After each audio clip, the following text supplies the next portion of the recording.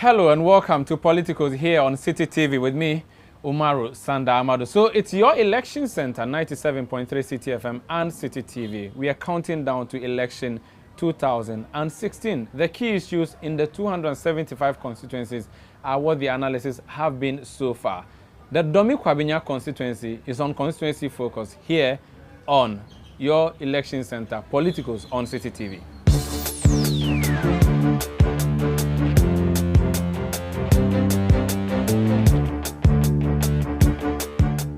That woman who burst onto the scenes in 2012 took everybody by surprise, defeated the incumbent member of parliament's son, Michael Quay. So Michael Quay's father had retired from politics, professor. His son decided to be the NPP nominee for that area. He was defeated soundly by Adwoa Safo. She has become a member of parliament. It's 4 years. Time to account. Go back to the people. Seek another term in parliament. She's my guest on Politicos. You're welcome, madam. Thank you. 4 years already. Yeah. Has it been? Time runs like crazy. Yes. How has it been? 4 years in Parliament. We're thankful to God for everything that He has done with me and my constituency as well. So far, so good. So far, so good. So good. Yes. Your constituency is always in controversy.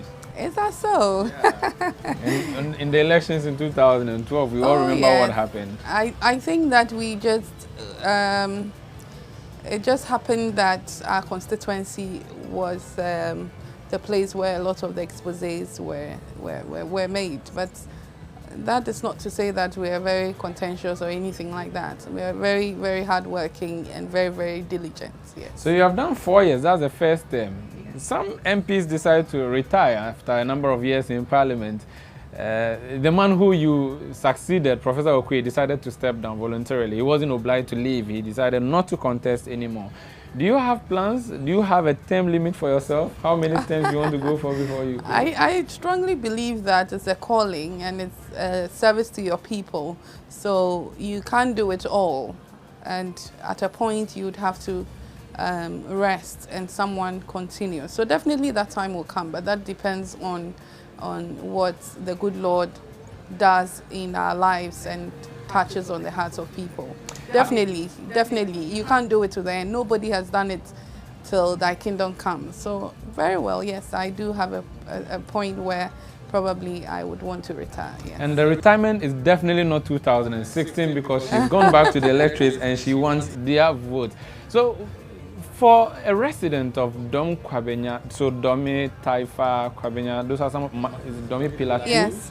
Those are the communities that make up your constituency. For a resident in this community, why would they re-elect you as a member of parliament? Yes, briefly, the communities within the constituency, we have Taifa, we have Dome, and Pillar 2 is part of Dome. We have Dome East and Dome West, Taifa North, Taifa South. We have Agbogba, and then we have Hacho. We have part of West Legon, and then we have Abokobi, we have Sesame, we have Boy, we have Adenkrebi.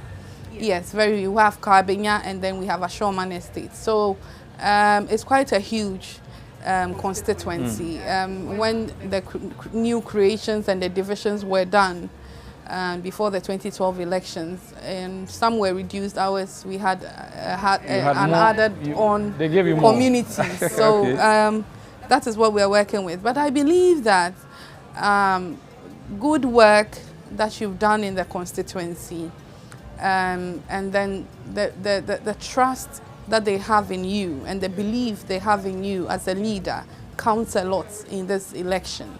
So I believe that being the first woman who has ever led the constituency, I have been able to touch base with my people. They've seen a different style of leadership, and they very much also kind of sympathize with the fact that you're not in government and the expectations that were very high. Now they're very considerate that, yes, you're a member of parliament. Yes, your common fund, what can you do with your common fund? A lot will have to come when your presidential candidate is also in power, so that you can do a lot. But that notwithstanding, we've been able to serve our people, and we believe that with the work that we've done and with the relationship that we have with them, with the trust that we've built with them, and with the change that is yearning in the minds and hearts of people, that the NPP comes again, I think that we will get there in 2016, so December. If I went to your constituency and I just did a drive through the town, what are some of the things that I can point to and say, this is the legacy of Adwoa Safo? Even if she doesn't return to Parliament, the people of Dome Kwabenya will remember her for that. I'm not saying you're not going to return to Parliament. I'm not saying you're going to return either. I'm just saying that these are hypothetical questions. What are some of the things you can point to, hard evidence, that this is what I have left my mark in the constituency? Hypothetical, Dome Kwabenya, I'm definitely coming into Parliament. You know, the numbers are so glaring, but that is not to say that we are complacent. We want to increase and maximize the votes. Very well. I've been able to do a number of things, some in the health sector, some in education, and some in infrastructure, and also some in building the community in terms of its tradition and culture and all that. I have a maternity clinic that will be commissioned next month for just women. We have clinics in the constituency, but I wanted to focus on women, because if you look at the sustainable development goals that most of us, our leaders, are acceded to, one of the things that is there is to ensure that we reduce maternal death rates as well as child mortality rates in our various communities. So child caring and childbearing is where it matters most, being a woman as well. So I wanted something just for women and for children. So that is in Hacho. So the Hacho chief has been very, very helpful. He donated a land for me to do that. Again, water, they say, is life. Water is a major problem in the constituency. And so as a member of parliament, I was able to mobilize funds and to extract 10 boreholes in the constituency. And these 10 boreholes, we are in Accra. Accra, getting a land for a community to do a borehole, the next minute you would see someone raise a wall that is my land.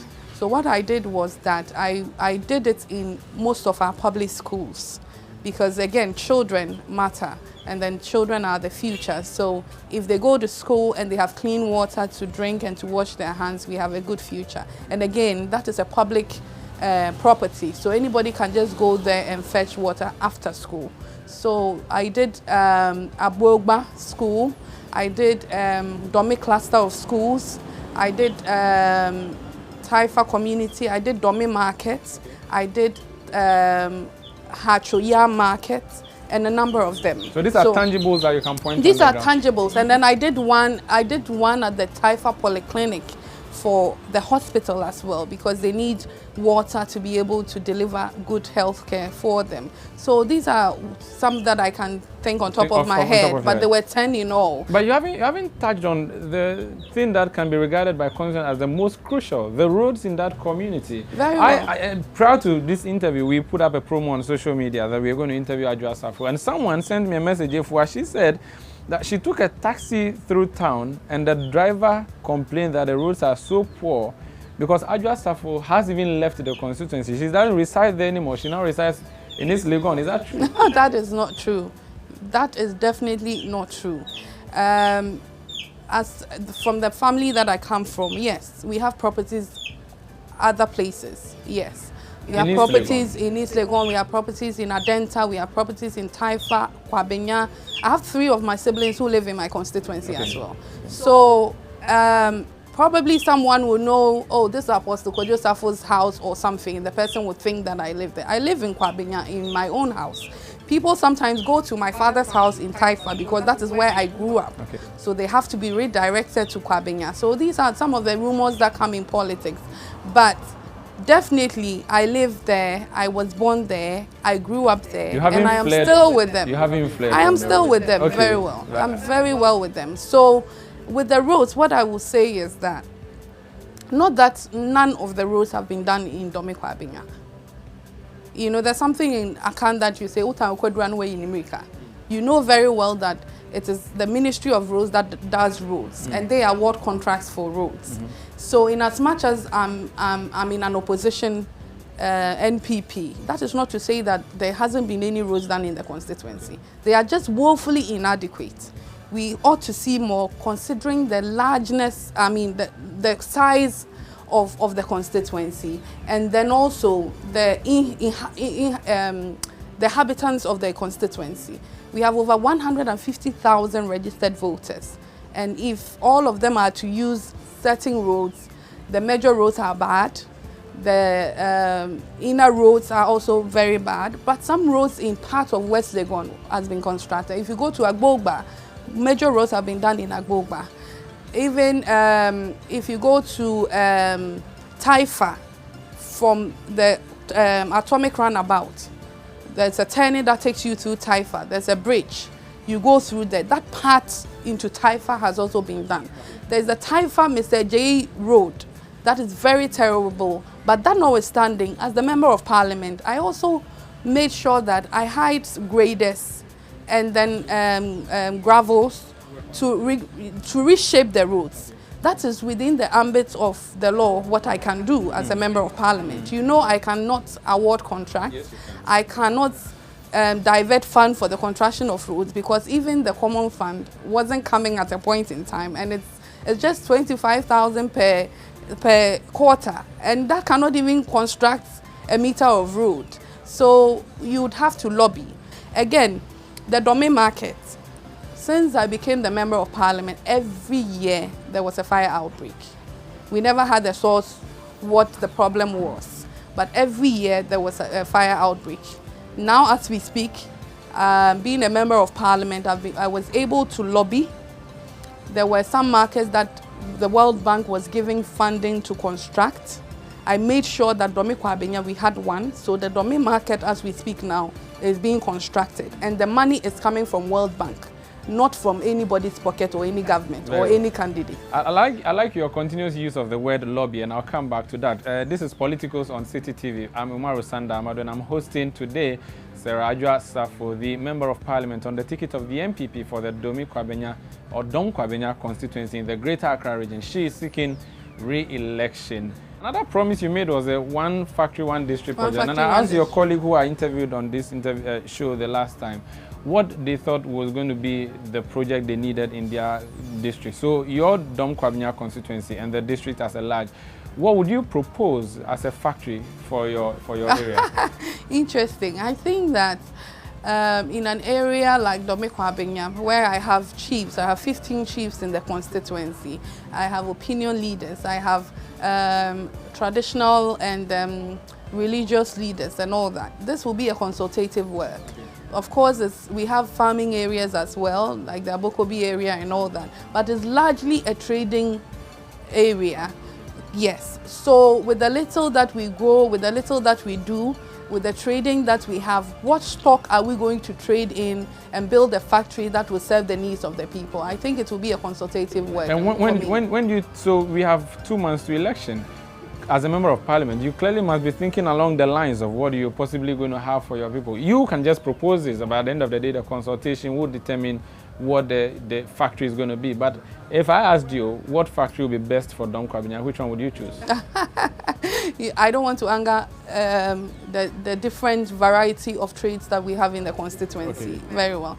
But you would have to weigh and know which one is the best for the people, and the people want it. You just can't sit in there and say, I think they want this. You are a representative of the people. So at that time, we will consult them, we would strike a deal. We can't satisfy everybody, there are competing interests.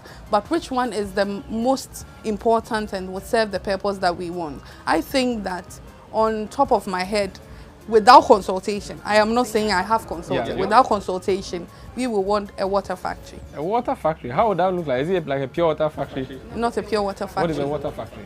A water that is also going to serve our people and serve other communities. So like and a water treatment plant? Of course, a whole water factory, not a treatment plant sitting somewhere treating some small water for some, no. Do you have the natural resource?